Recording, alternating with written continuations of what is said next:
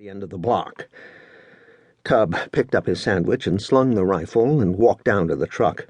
The driver was bent against the steering wheel, slapping his knees and drumming his feet on the floorboards. He looked like a cartoon of a person laughing.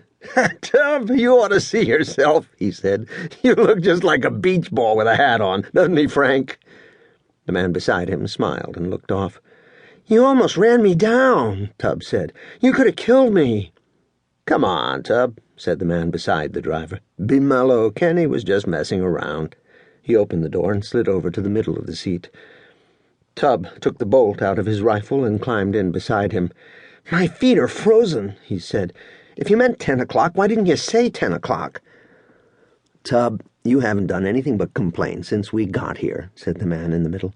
"If you want to piss and moan all day, you might as well go home and bitch at your kids. Take your pick." When Tub didn't say anything, he turned to the driver. "Okay, Kenny, let's hit the road."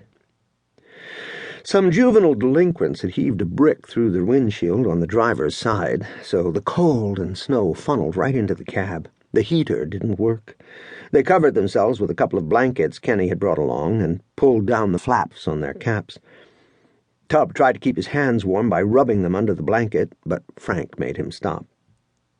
They left Spokane and drove deep into the country, running along black lines of fences.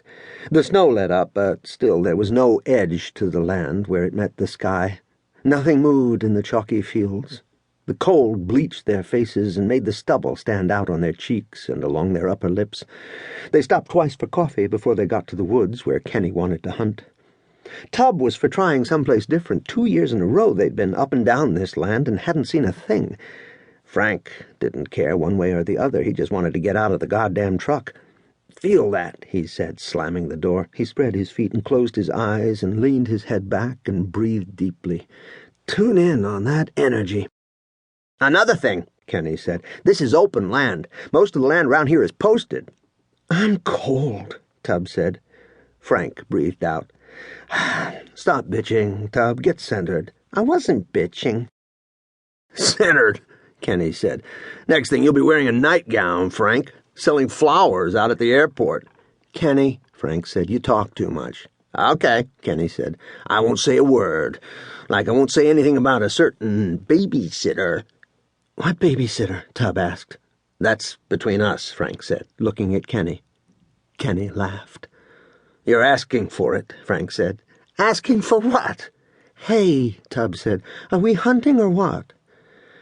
They started off across the field. Tub had trouble getting through the fences. Frank and Kenny could have helped him. They could have lifted up the top wire and stepped on the bottom wire, but they didn't.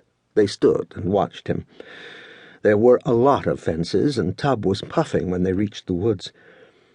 They hunted for over 2 hours and saw no deer, no tracks, no sign. Finally they stopped by the creek to eat. Kenny had several slices of pizza and a couple of candy bars. Frank had a sandwich, an apple, 2 carrots, and a square of chocolate. Tub ate 1 hard-boiled egg and a stick of celery. "You ask me how I want to die today," Kenny said. "I'll tell you, burn me at the stake." He turned to Tub. "You still on that diet?" He winked at Frank.